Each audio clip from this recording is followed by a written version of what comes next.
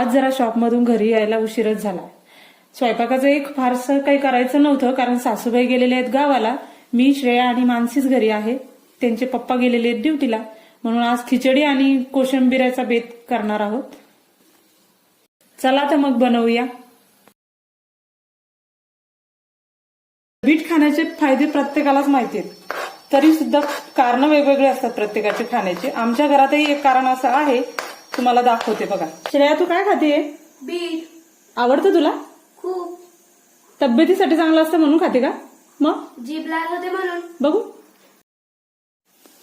बघा, बीट खाण्याचं हेही कारण असू शकतं.